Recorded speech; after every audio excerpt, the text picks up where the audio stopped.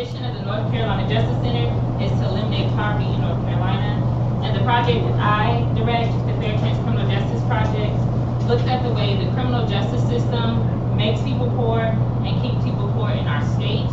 And then we work with directly impacted people, advocacy groups, decision makers to make changes to local and state policies and practices in the hopes that we can make the criminal legal system more fair from arrest to reentry. We believe that everyone deserves a fair chance. And so what we mean when we say that, we believe that all people, no matter their record, deserves the same chances as everyone else. However, what we know is there is about 2 million people in North Carolina with a criminal record. This includes dismissed charges, not guilty charges, and convictions. And records of any type can create a complete barrier to good jobs, affordable housing, and higher education. Black people are more likely to be locked out of these opportunities. There's one study that says that Black people are 40% more likely to be denied an opportunity than their white counterparts with the same type of criminal record. We also know that right now North Carolina is facing a major labor shortage, where I know you can go down the street and see the help wanted signs everywhere. But despite that being a fact, we also know that people with records are still having a difficult time obtaining and maintaining meaningful employment. So last year we hosted a large symposium, it was a half-day symposium, to highlight these two conflicting problems and to talk with business leaders, directly impacted people, and community leaders about how we can work together to address those problems. And then after our symposium, A&J came to us and asked us to bring a similar conversation to their networks. And so that's how we're here today. We are honored to participate in this Second Chance Business Mixer to talk about fair chance hiring and second chance reforms that we can all work on to help improve our community. So first, I want to go ahead and thank everyone for being here tonight. I also want to shout out the North Carolina Justice Center for working, talking about the wheels. About working overtime to make sure that everything that we needed today was in place.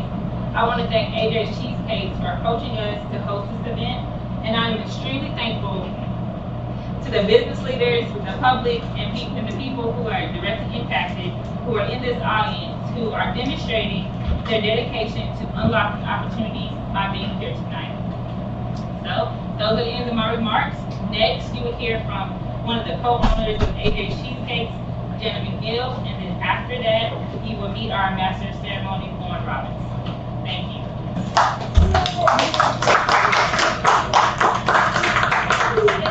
Hello, everyone. Thank you for coming to tonight's Second Chance Business Mixer.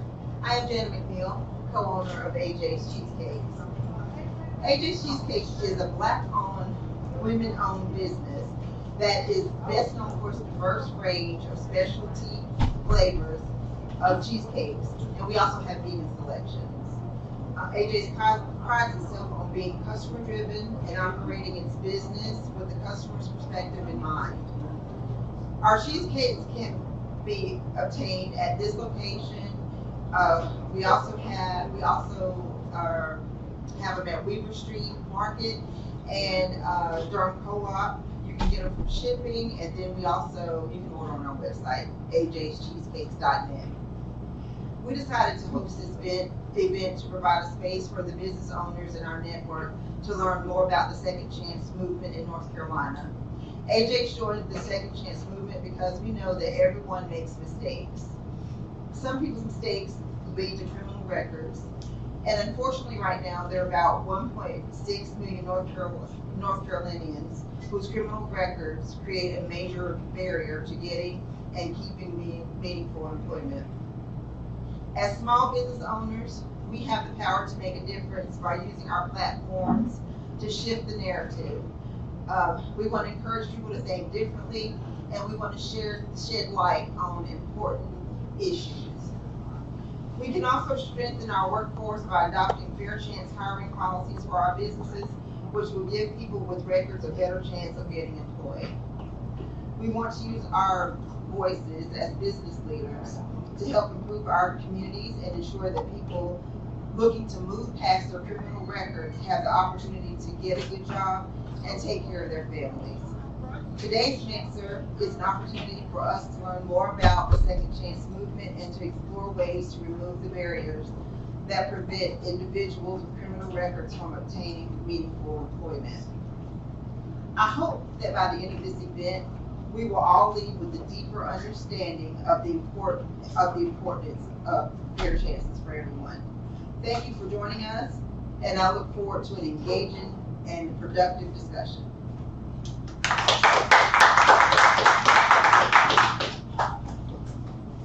Hello, good evening. My name is Lauren Robbins, and I will be your MC for the evening. I think I know a lot of people here, but just to give you a little bit of my background, I am a paralegal for the ACLU of North Carolina. I have been speaking at many of these events for a long time because I personally can speak to the consequences of having a criminal record, and being underemployed or not employed at all. And I had a criminal record for a very long time. It prevented a lot of things. It prevented me from obtaining adequate housing, and it prevented me from getting jobs and moving forward in my career. And the repercussions of having a criminal record when you make a mistake is far greater than just, you do your consequences, or you do the time or whatever, but then after that, that's when the real consequences come in, because you struggle so much with having to move past that mistake and get employment and stay employed. So my story is not unlike anyone else's that they presented. I am a dedicated mother. I work really hard to get where I am. I struggle just like everybody else, and a criminal record, it just added to that. Thankfully, my record has been expunged. I don't have a record any longer. And for anyone who is curious, it was a shoplifting conviction when I was trying to get some clothes for my son. So even at that time, I was still very making decisions based on the well-being, betterment of my children, and I still ended up getting a criminal record. Thank you so much. Oh. So let me tell you,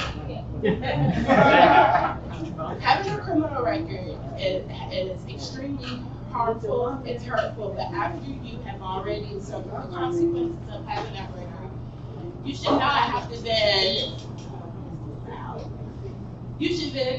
to further suffer any types of consequences and be struggling with employment and housing.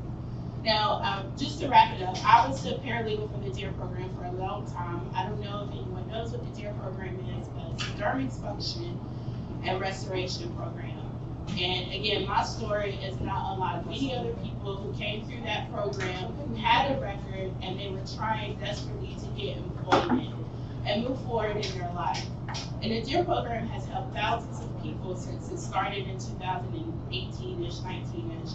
But we need more programs like that to assist people with getting their records expunged, or at least get people in positions that will hire people that have criminal records.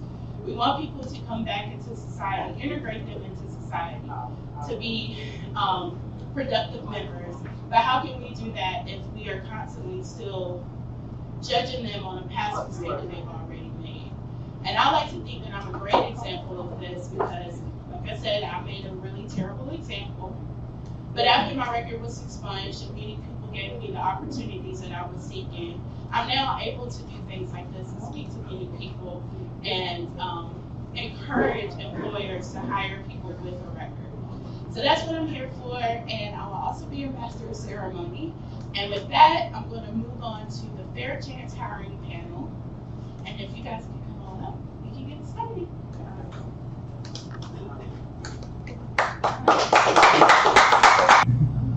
Welcome everybody. My name is Daniel Bose. I've been a long-time member of the North Carolina Second Chance Alliance, and just really glad to be here. I really appreciate Ali participating in this, but also opening up your shop. What a beautiful shop you have here. It's good to hear all the ways you serve the community.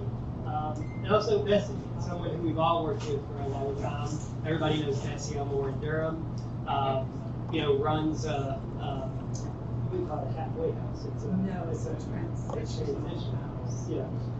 And I knew her as someone who is always there as an advocate for people, a caretaker. Some of my most treasured memories of the North Carolina Justice Center were working with her when COVID first hit to really make sure people had supports in an extraordinary time. So really glad for both of y'all to be here and share your perspective. I'll start by just asking, just based on your experiences, what is a second chance in the employment context, and why is it so important? Can I start with you, Bessie? Certainly. Good evening, everyone, and I'm really honored to be here tonight to talk about second chances.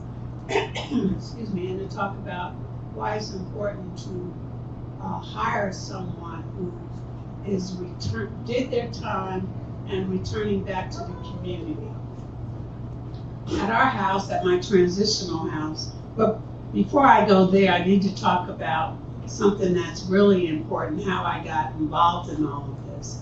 My son spent 25 years in prison here in North Carolina. And my daughter and I came down to North Carolina to get him out of the chaotic situation that he was in. But forward thinking caused us to look past, because he was sentenced to a natural life sentence, but we were forward thinking about he's going to get out of prison and he's going to have to get a job, because when he went in, he was 21 years old. So we started thinking about what kind of jobs he would get and what he would be doing with the rest of his life. And he started doing the same thing. So he started writing to different coaches at different colleges about their regimen for becoming like a personal trainer. Anyway, that's how it got started. I ended up him getting out of prison. I started a support group for family members who have loved ones incarcerated, and then I ended up starting the transitional house. It used to be a federal transitional house. So second chances is very important, but also job training and getting a sense of what an individual will do when they get out of prison. Can you talk a little bit about what a second chance means and why it's so important for you?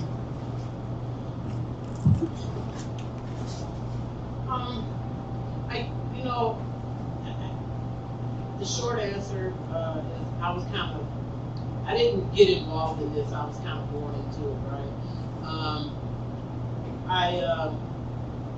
I've always been, I used to get called a bleeding heart all the time, right? Because people would say, oh, you want to help everybody, you want to do, but I've never found anything that I can really latch on to and really feel like I was making a difference. And so when this was introduced to me, when I started hearing about it, I started getting involved. The more I got involved, the more I wanted to be involved, the more I wanted to dig, the more I wanted to pretty much embrace the movement, right?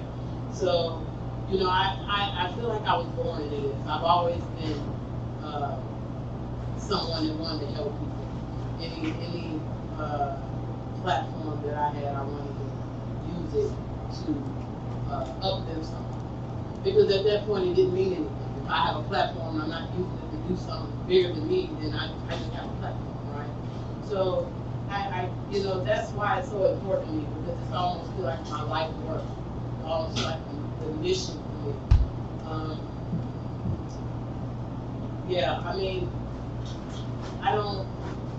I guess I don't have a better answer than that.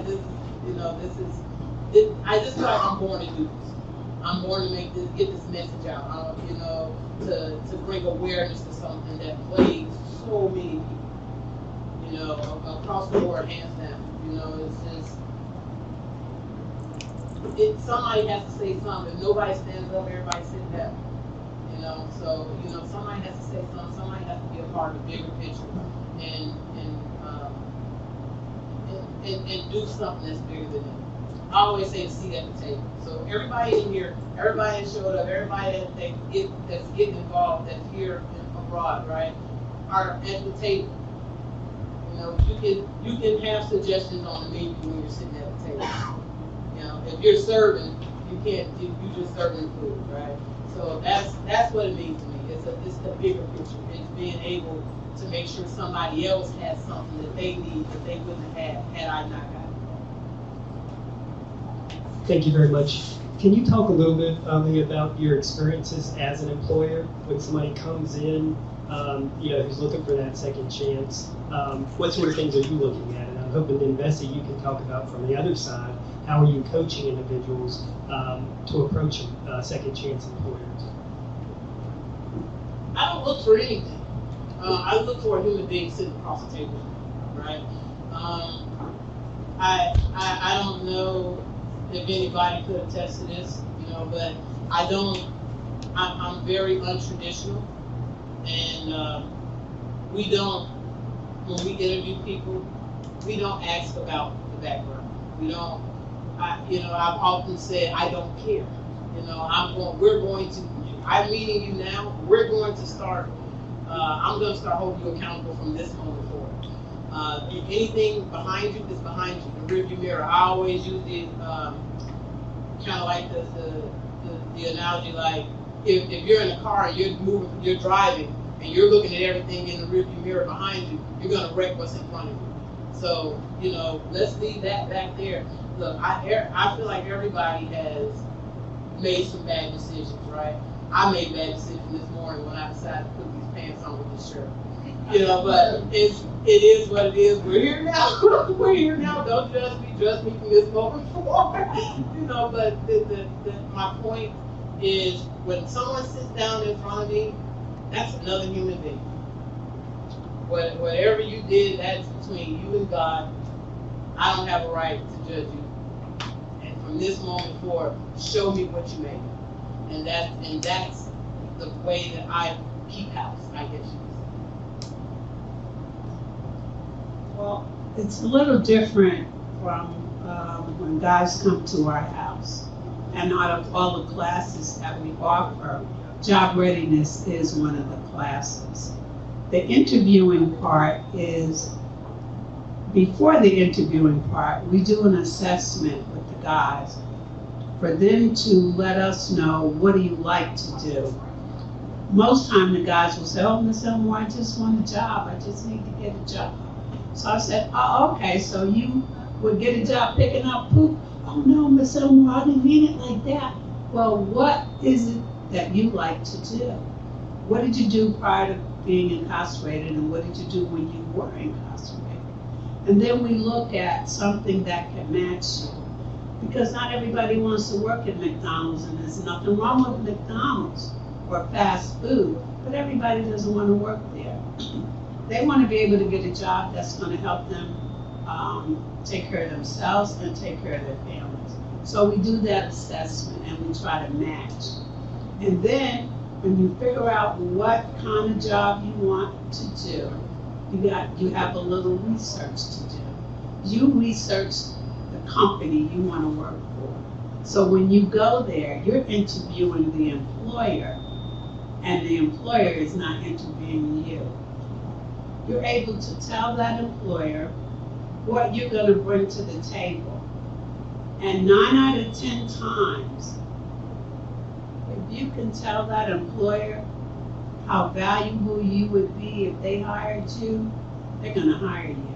And the last little caveat to that is you let that employer know, because they're a little skeptical, I'll work for you for 2 weeks, 1 week or 2 weeks without pay. Now, if I can show you how valuable I am to you, after that time, then you pay me. And 9 out of 10 times, that works. Thank you. I'm wondering if you can talk about, both of you, some examples of where, you selected an individual. There's many people who have this untapped potential out there who are excluded from the workforce, but then an employer does take a chance on them. Can you talk about someone who did need a second chance, who either you hired or you helped get hired, and provide that as an example of why it worked out for everybody? Oh, I'm sorry. Back over here. Give me that question one more time. I'm sorry. I tapped in the circle. No, it's just an example of when you talked about wanting to see somebody as a human. When you do take that, hire that person, and you talked about a situation where the person happened to have a criminal record, you hired them, and it worked out for everybody. That's a long story. I mean, like, I can go on for days. I love my employees. I love them. They're like family to me. And I think that's what makes them embrace being here so much, because we are family. We are a family of misfits. I tell them all the time, we are a family of misfits, and I'm including myself in that. And, you know, I have not had it not work out. And that, you know, that is the honest truth. I mean, I have a great cast of characters, and they are amazing, and they show up, and they, like today, they came in and just took over and started, you know, helping out and jumped right in. First thing one of them said when they walked through the door, what can I do to help?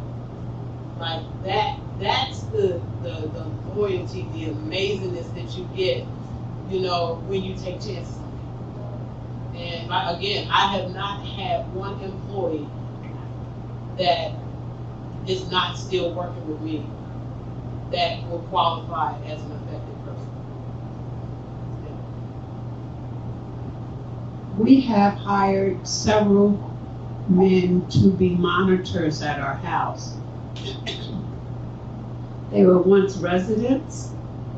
They came back and applied for the job. They went through a training process, and I hired them. Not based on their record, but based on their ability to do the job and their dedication to give back. I think it's very important, and it gives a personal level of dignity and respect for the job, the employer that hired them, and they want to do their best. Now, does it always work out? No, because nobody's 100%. So we do have some people that fall through the cracks. So we've had people that started their own business, landscaping business, started their own painting business, started working in restaurants, cooking. They were cooking at the house, and then they decided, well, let me see if I can go get a job cooking. And it works out, it really does. Then they come back and they say, well, thank you, Ms. Elmore, for all the support that you gave. We buy them boots, we try to buy the things that they need to help them get back on their feet. Thank you. If an employer is looking at this, a lot of times the first thing they look at is risk. And Ali, I heard you talk about one, to say that you haven't had any issues with this, but it also seems like one of the things, the sort of risk mitigation strategies you have, is that you have a tight-knit sort of workforce where people are held accountable in real time. And so could you talk about, you know, that sort of risk mitigation, or just what you would say to an employer who can only sort of think about the risk and not the benefits? Any risk mitigation tactics you have, or just what you'd say to that employer? Now, I'm not gonna say we ain't had no problem. I be wanting to crack some eggs. Let's be clear. I be wanting to get on, but no, I have a great group of guys that really take care of me and take care of this business. I could not do it without them. But as far as the risk, there's risk assessed to any employee that you hire. You know, background or otherwise, there's a risk assessed to it. And as especially a small business owner, it's incumbent on you to take control of your business, right? So by me being present, by me being there, by me being a constant reminder, and setting a standard through the door. See, you have to set a standard. You know, this is where we are. This is where we need to be, and we're not gonna, once we get there, we're not gonna drop below that. That standard has to be met. And then if you treat your employees, whether they have a background or not, with respect, they're gonna follow your standard. They're gonna follow the example that you lead for, that you set for them. So, I mean, most of that risk is about the owner, the leader, you know? So if you lead your crew where you need them to go, they will more than likely follow, but you have to set that level of respect. You know, respect is earned. If you give it to them, they give it back. You know, and that will help any employer, right? You know, but I guess the short answer to that is there's risk assessed to hiring anybody. But people before and after everything want to be felt like they're heard, number one, and they want to feel like they're respected, number two. And if you can get those two components and implement them on a daily basis, I don't think you'll have any issue with risk assessment, whether you have employees with a background or otherwise. We've had in the 6 years that I've had the house, we've had two of my employees rather, who have a criminal background history that I hired, that went off the Richter scale, and one had to be prosecuted, and that was very difficult for me. But they knew coming in the rules and regulations, the do's and don'ts, the policies and the procedures. And this person did not want to do that. And they took advantage of the other residents in the house. And that, I couldn't have that. So he was prosecuted. Can you talk a little bit more about success stories? I heard you talked earlier, Bessie, about the employment, not just leading to the employment with the individual, but people actually being able to start their own businesses after that. Let's start there and really just talk about success for the individual. Now, success is different for everybody. Your success might be waking up making cheesecakes. My success is seeing an individual go beyond what they think. One of the most important things, amongst the most important things at our house, is we call everybody by their last names. They're Mr. So-and-so. It's not John, it's not Joe, it's Mr. So-and-so. Showing them a level of respect. And when they say, okay, Ms. Omar, I really would like to start my own landscaping business. Okay, so now I want you to do some research. What do you like about it? I always give people homework. My son always said, Mom, you always making these guys? Yes, making them think out of the box. So a lot of guys started their own landscaping business, which started right at the house, cutting the grass and doing different things. A lot of the guys started painting, so it started right at the house. And then connecting them to other companies, calling somebody up that I may know or my son may know and say, hey, listen, we have a guy here, he's a really good worker, he wants to start his own business, but he needs a little help. So reaching out to other employers to help this individual start his own business. And the guys are doing really good. They got a truck. We have one guy, he has now his own mobile mechanic stuff that he drives around in his own truck. I was so proud of him when he came back to the house to tell me about his experience. So I get really excited about when the guys do something like that, because it shows that they really took initiative and believed in themselves, not me, because they say, oh, Miss Elmer, we just want to know. It was you. You make the decision. And Ali, can you talk about that, what success means for the individual, and how have you seen that? You talked about the level of respect, having somebody feel heard. How have you seen somebody sort of blossom in that environment?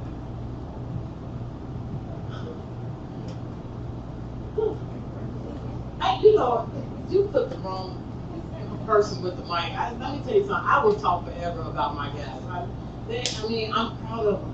I'm just so proud of them because they could have given up, and they didn't. They come in here every day, and regardless of what ridiculous expectation I set for them, they jump on it. And I think that's their success. You know, they come in, they know, this. We have this. Like with this, we baked all last night, and moved all this stuff out of the way and turned everything around, and nobody complained. It was just like, let's get to it, let's do it. And I think that's their personal successes, right? Because they're able to meet higher and higher expectations every day. Now, I don't know about as far as like their personal success stories, so much, but in here, like we're a success story every day. We meet obstacles all the time. We come in, we jump on it. We it's like running hurdles. We get over it every single day, and these guys just keep. The more I put them on, they just keep pushing. They keep pushing.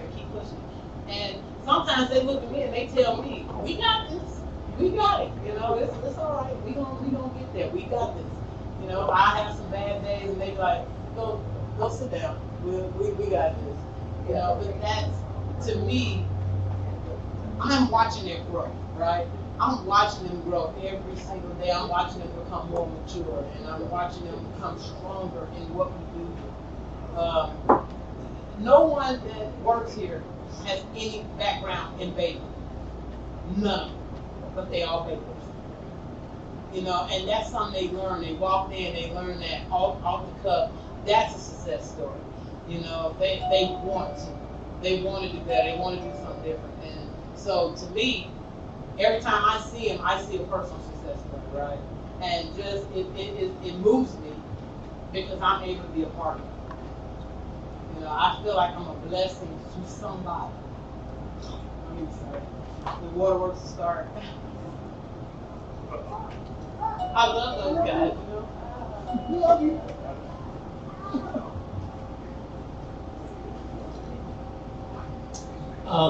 We have about 5 minutes left, and I want to give a chance for anybody in the audience. If anybody has any questions or comments, just go ahead and raise your hand. I'll ask another question, but the next 5 minutes, if you have a question or a comment, just raise your hand and I'll give you the microphone. So a big part of what the Fair Chance Project does at the North Carolina Justice Center is try to change state policy and local resources, whether that's expanding expulsion opportunities so the person doesn't have to come and talk about charges that were dismissed 6 years ago when they applied for the job, so they can get to work, having a driver's license. Something that Durham talked about a few years ago was recognizing second chance employers, actually, building up employers to take that chance. Can you just talk about how it would help, anything that y'all would see in terms of local policy or just local perspective that y'all think would help those people with criminal records get jobs and employers hire people with criminal records? Ban the Box was phenomenal. That gave an individual more courage to go in and apply for a job, because now you have opportunity to show who you are, not what's checked on that application. So banning the box was phenomenal. Now with some other, and then there's the bonding program that they have, which helps the employer and the employee getting the job. But what I think that's most important for guys coming back into the community is the desire for the community to wrap their arms around the individual.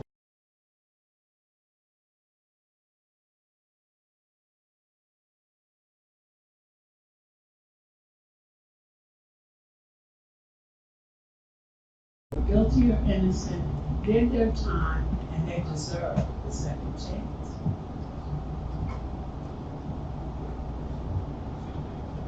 In the interest of time, and I cannot answer any question with a short answer. I think that's where we should leave off. I think that was probably the best stated. And and so I'll leave you guys with best words, but I think that was amazing, and I thank you for that, because I didn't have other answer. That's how Well, I want to thank both of y'all. You know, as much as the Justice Center tries to fight so that people don't have to talk about their criminal records, and that's one way to move past it. A lot of it depends on local decision makers like y'all, who are allies in this effort and are willing to extend a helping hand in a way that actually helps you in the end. It sounds like y'all have some extraordinary teams, and that the community is better for your leadership. So thank you. I just want to give one more chance. Any final thoughts? Thank everybody for coming out. I appreciate it. I know you guys have a whole lot better things to do than come in here and sit up under me. So I appreciate it. I'm sure Betsy appreciates it. The information is very important. And to some, it might not seem like much, but the people that are directly affected by it really appreciate you guys having it and listening there. It's important. It really is important. It's some amazing talent out here, and it'll never get tapped. It'll never get recognized because people always pass over them because they feel like they're misfits, right? But I'll tell you something. I'm a misfit too. In my own way, I'm a misfit too. But I don't want anybody to leave here thinking that this was I could have did something else. This is probably the best thing you've done all year. You know, and if you even get more involved, the more people that we have on board, the more people out there trying to change things and get some of these laws changed, the bigger this becomes, the bigger it gets. We do better with numbers, right? So that's all I got to say. I thank everybody once again. I'm done. Ditto. Get out and vote. Make your vote count. Use your voice. Thank you. Okay, everyone, thank you for making your way back to your seat. We're going to head into our next part of our event. It is the Second Chance Reform Workshop with Ms. Laura Holmes. I know. So if you need something,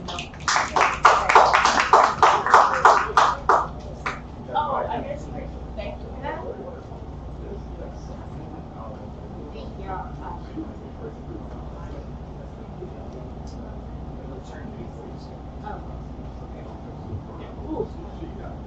Thank you. I am a staff attorney working with Laura as our program director at the North Carolina Justice Center, and really glad to be with y'all this evening. I know it has been warm, and I know there's been a lot discussed, so we'll try to get through this section quickly and give y'all more time for conversation. I did want to let you know before we move forward that we have folders for you, and in the folders you can see a feedback form that we'd love for you to fill out, and also on the left side some information about reentry in North Carolina employers, our project, and information about our organization. And then on the other side you'll see a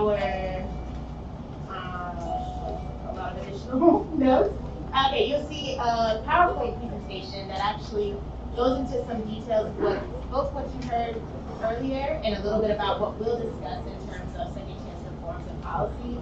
We also have behind that some talking points related to that, and then some one-pagers about fair chance hiring in the private sector and for local governments.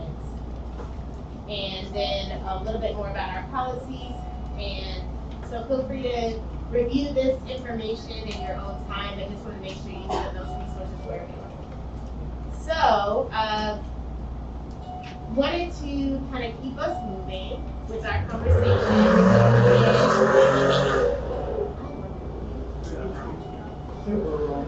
I am a very respectful person, so I think some things I wonder if we can I will try to proceed. Okay, so we are here because we believe in second chances. And we have been advocating on a number of second chance policies over the last several years in partnership with directly impacted folks, with different community members, reentry partners, and faith leaders, business leaders, and a variety of folks. And we believe that y'all are here because you are interested in and may believe in second chances too. So we wanted to start out with an opportunity for y'all to talk a little bit more to each other. And so wanted to give you these two questions to consider, and you can chat for a couple of minutes. The first question is to ask your partner, do you believe in second chances? And the second question is, what do you think a good second chance policy would look like? And when we talk about policy, that of course could be a lot of different things. The work that we do focuses on state policy, so we're thinking about state laws that can change. We can also be thinking about local laws that can change, or decisions that happen within an organization or a company. And so, wanted to challenge you, take a moment, find a person to talk to nearby, or two, if you'd like, and just ask, do you believe in second chances? And what do you think a good second chance policy would look like? So we'll give you a couple minutes to do that. I do. Of course. What does it look like? Opportunity. Oh, Sue, I was going to say, I see. It's like forward gaps and and the boxes sort of, ask.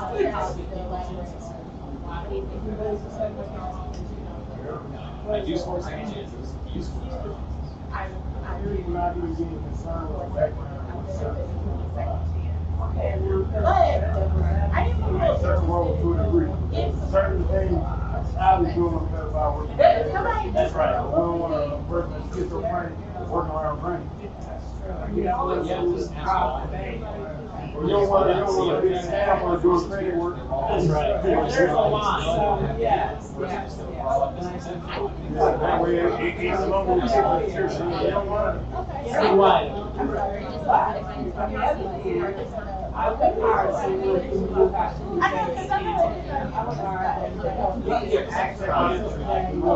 I'm usually what's good for us.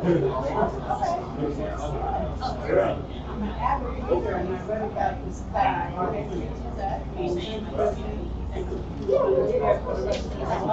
And he's probably writing stories.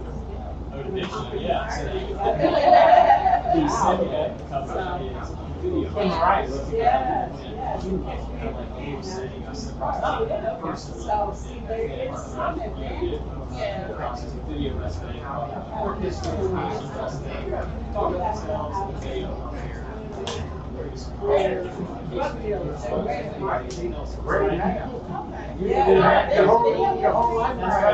That's right. All right, it looks like y'all been in conversation, and we definitely wanted to upload it. So we get started, get a little warmed up. So we wanted to tell you about a couple of second chance policies that we believe in and that we support with our organization. And so the first one is, I don't know if anyone in here has heard of the Second Chance Act. Anybody know it? Yes, okay. We know some folks know about the Second Chance Act. And so this was a law that passed in 2020 that allowed for folks to, with certain convictions and charges on their record, to get a clean slate.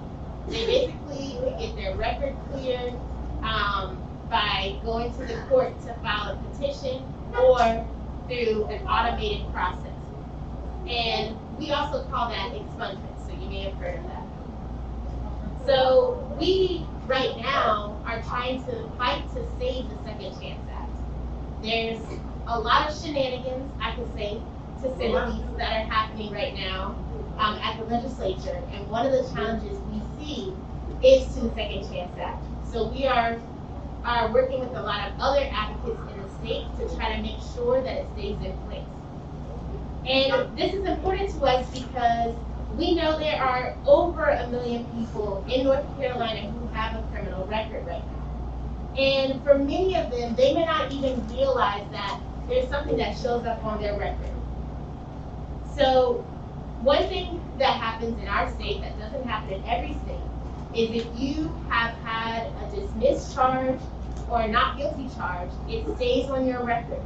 It doesn't go away. And if a background check company is looking at your record, or say you're trying to apply for housing or apply for a job, they see that there's something on your record. They might not always be able to see the details of it and whether it's a conviction or a dismissed charge. And so we think it's really important, especially where there's a dismissed or not guilty charge, that that's something that can get automatically removed from your record. It's something that a lot of folks have to deal with and don't realize that it's something they should have to deal with until they're trying to apply for a place to live or a job and it pops up and surprises them. So in fighting the Save the Second Chance Act, we are really trying to push for effective legislation that would make sure that folks who are eligible to get this automatic expunction, kind of this automatic clearing of these dismissed and not guilty charges, we want to make sure that that goes forward. And so, what can businesses do about this? Well, let me say first why I think businesses should really care. One is that when we look at our state, #1 state in the country for businesses. And so that means that there's a need for a lot of workers.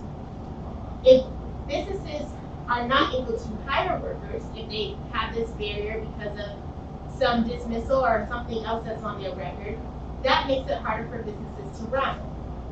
If people in North Carolina are not able to find jobs, that makes it harder for them to earn money so that they can spend to support our businesses. And so we have a really important relationship here that means that it takes all of us to get involved and find ways to make sure that everyone has a second chance, because that's what's going to make our communities and our local economy stronger. So we say first, get informed. If you don't know, ask somebody who does know. We're in this space now. You have some resources here. You have some folks in the room who know a lot of things as well. Hopefully you'll get a chance to talk with them and learn more. You also can contact your legislator or legislators in any county where you do business in the state and make sure that they know that you believe in second chances and that you want to see policies, you want to see laws in our state that make sure that more people have a chance for a second chance. And one of my colleagues says a lot, one of my colleagues says a lot that, 1 out of 4 people in the country may have been convicted of a crime, but 4 out of 4 have at some point done something that was on the other side of the law. And it just means that some of us were in the right place at the right time and a lot of us were not. And so just please keep that in mind as we think about ways to support. We do have in your PowerPoint a place where you can, well, 2 places. One, this is a QR code that you can scan to learn more about being a fair chance employer on page 6. And we also have a place on page, we also have an opportunity on page 9 where you can scan if you're interested in taking action to Save the Second Chance Act and contact your legislator. Having our business leader voices in the room is really important and what really is going to matter for us. So I'll turn it over to Laura now to talk more about another area of our that we are focused on. So first I'm going to pause to see if anyone has questions about Saving the Second Chance Act. So I'm going to move on and talk about our Driving Opportunities campaign. This has to do with our driver's license work. So who in here knows someone, doesn't have to be yourself, knows someone who's ever had their license suspended for missing a court date or for an unpaid traffic ticket? I'm sure it was no one in this room, but. No, that's it. Oh, you, okay, great, thanks. So, can anyone shout out, like, what happened when that person had their driver's license suspended? How were they impacted? Were they able to get to work? No job. Yeah, you was able to get to work, but I knew every time they pulled me over, it made it worse. I had to give a lawyer more money. Okay, so Before I went to federal prison, I had gave a lawyer $2,500, then $3,600, but I kept getting driving my license revoked. But I was getting them like Charlotte, Greensboro, Winston, Atlanta. Then it cost me another $2,500 from prison to get them before I came home. And finally the fees. So we heard that people have to spend a lot of money on attorneys. I think I heard people say it's a struggle getting to work. What about housing? Has the folks you know who didn't have their driver's license, did it impact their housing? Yeah. Yeah, felony impacts to housing. Anything else? Any other impacts that people saw? Yeah. It just took them longer to get where they wanted to go than anything with us. It made taking their kids to doctor's appointments a lot harder. It just made everything more difficult not to have a license. Probably had to do with their kids being a lot sicker from waiting at bus stops. Yeah, right. And when, in a case like with my son, when he came home after 20-some years, he had all these parking tickets in New Jersey. And who thinks about parking tickets? Yeah. 20-some years in prison. Yeah.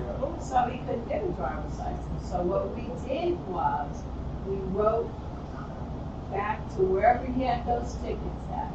Told the court where he was for all of these years, had to send all of the proof to show he was incarcerated in North Carolina, yada, yada, yada. Long story made short, they all went back, took it all the way back to the original cost of those tickets. Oh my goodness. But it took time to write, to show him all of that. Right, and the whole time he was having problems getting around, right? Exactly. I had the chauffeur and my daughter had this. Right. And that's how when I saw your hand up, did you have something?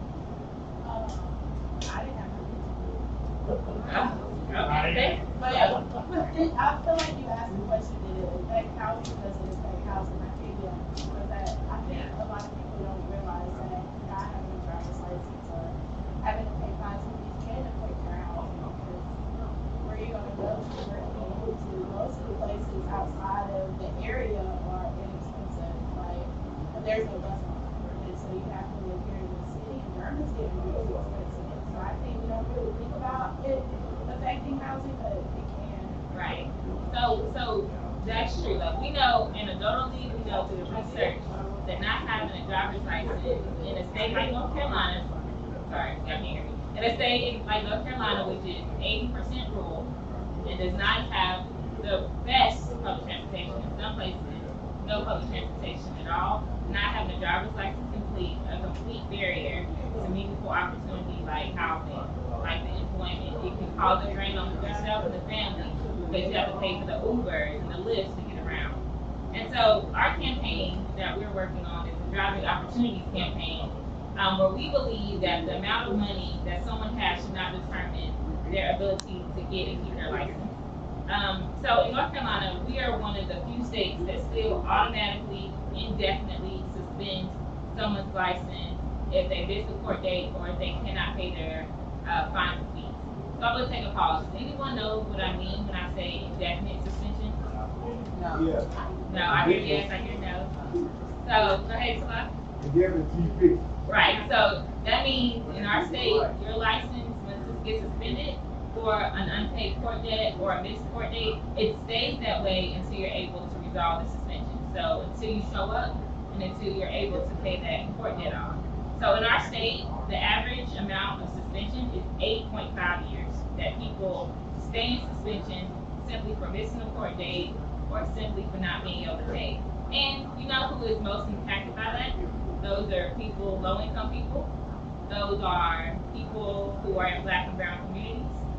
And what we see is over the years, the amount of court debt has skyrocketed, right? So these are not small tickets that are only $25, $35. we're talking about tickets that probably start around $200, but average much higher. So we're talking about $400 tickets, $500 tickets. So it's amounts that people cannot naturally pay.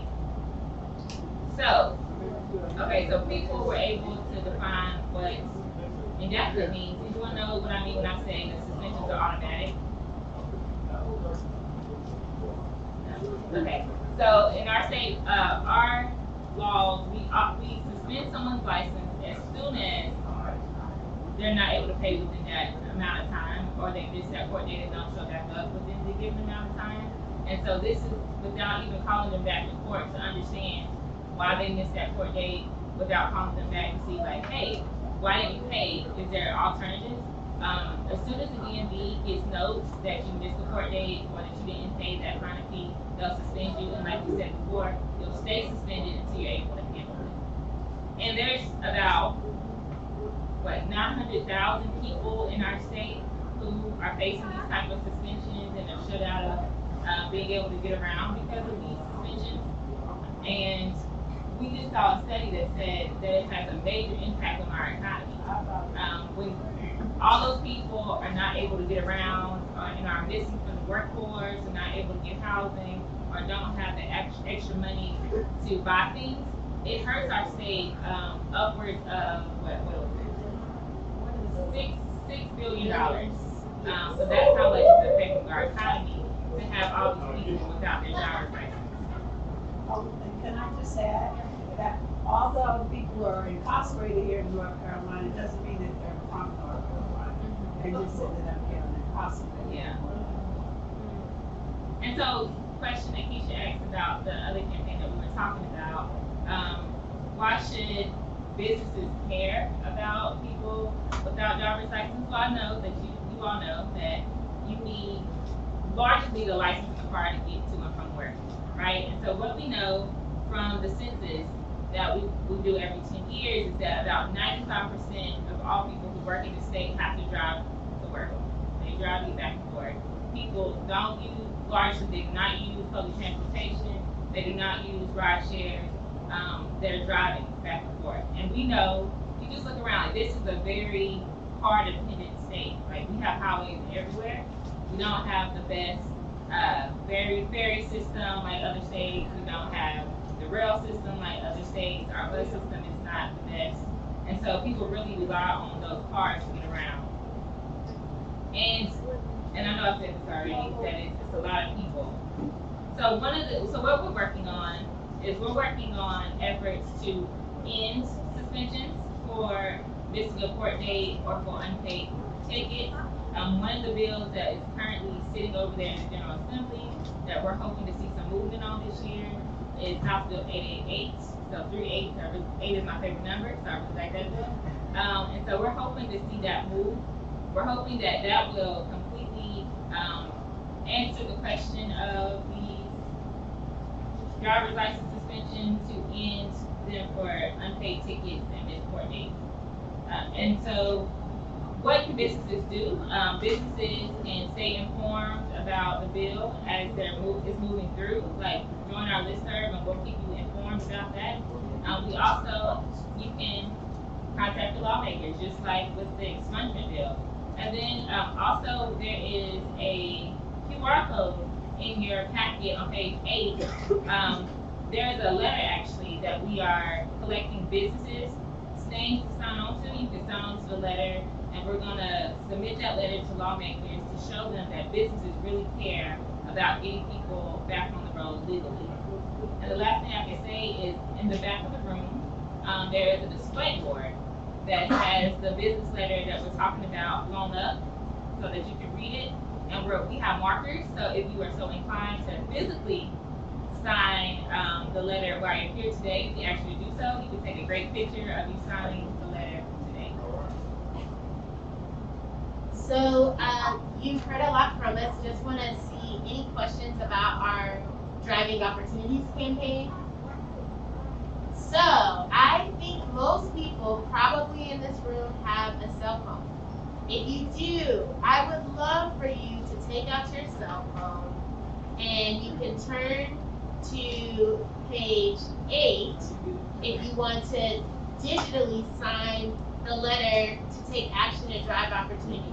If you don't have a QR code in front of you, maybe you can ask a neighbor and they have the QR code for you. So if you are a business leader and you want to sign that QR code, it's on page 8 in our PowerPoint. And we absolutely count our business leaders who have our reentry program. And okay, great. We also, page 9, you can take action. You can send a letter, and you can personalize this letter if you like as well. Send an email to your lawmaker to ask them to uphold their promises for second chances for North Carolina. They passed this legislation in 2020. They said that they believe in it, and so we want to hold them to it. So you can also scan this QR code. It's really helpful if you have any personal story or anything that you can share about why you think it would be very impactful for them to pass this legislation. And you're able to do that too. So if you haven't seen this, we'll have these QR codes out for you. And I think we were going to just pause and see if there are any more questions for us or any other reflections that folks have from this session.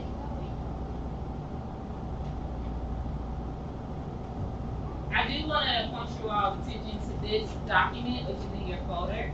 So we talked about 2 campaigns that we are addressing, but these are other campaigns that we also are working on. It's about 5. So not only are we working on efforts to expand expungement and end driver's license suspension, but we're also trying to regulate the use of mugshots. So those are just some information that you can read up on about those policies that you might be interested in.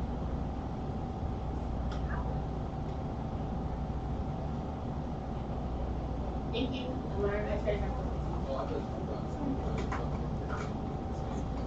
I think she will. I think she's done.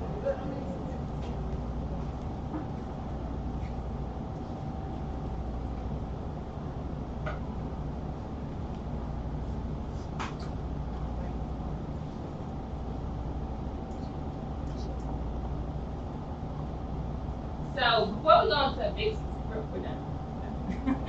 Before we go into the business mixer, we just wanted to poll the audience to see who's here in the room.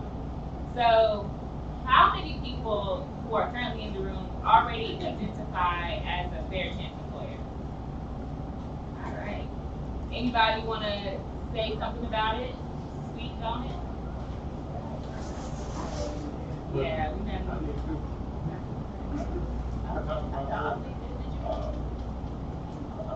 What do you want to talk about? Speak on that. Like, About being a fair. why it's important? Yeah. All right, it's important because if you don't give a person a second chance or a fair chance, you gotta expect the same behavior. They talk about rehabilitation, all behavior changing people, but if you get out, you can get all the mental work and nobody give you a shot. It was worthless. So they're gonna go back to what they gotta do, especially if they got kids. Absolutely. No, I pressure wash. Do commercial pressure washing for heavy equipment, commercial properties, houses. I think also I'm a firm believer that if a person got a background, they need to have a trade versus just getting a job, because as long as you got that record, you got the cut on your face, and people can fire you and you be back in the same position. But if you got a trade, no matter how bad your record is, it's about how good you perform.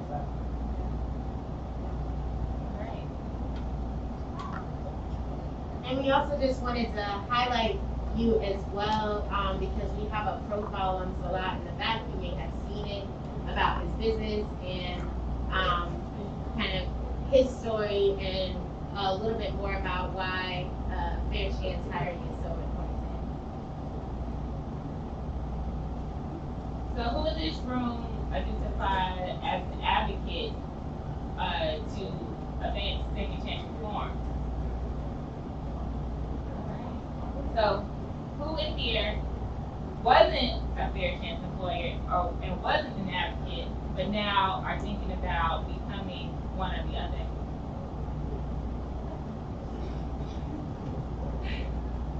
Great, thank you. The next step.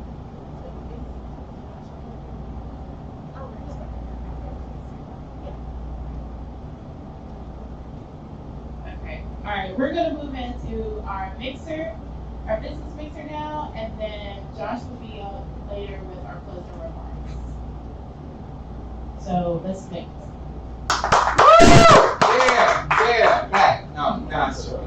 Hi, my name is Josh Zaraw. I'm the Director of Human Resources at the North Carolina Justice Center. I just want to thank you all for coming out today, and I want to thank our esteemed panelists and everyone that was willing to share their thoughts and insights, and more importantly, their lived experiences. It means a lot.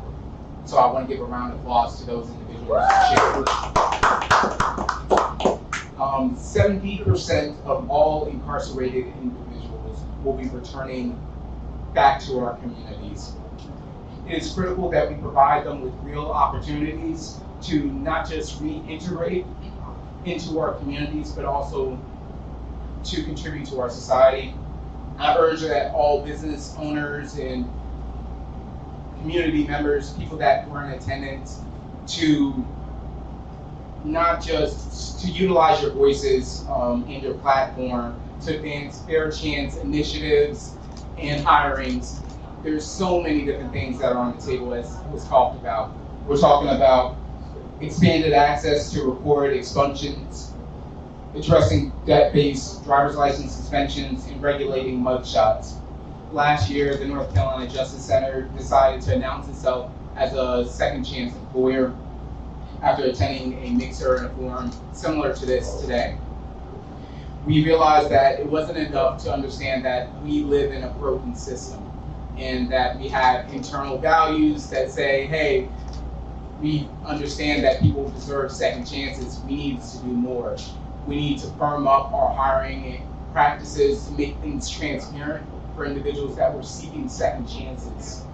We needed to articulate this in our job announcements and make sure that people know, hey, we are a second chance employer. So we went ahead and did these types of things, and we're encouraging you all to do the similar and to truly let the community know that, hey, we're second chance employers, people deserve second chances, and let's invite change. It's not just about making a certain note, it's about providing true hope for these individuals that life is about change. Again, thank you so much for participating in this mixer and for your commitment to this critical issue. Have a good evening.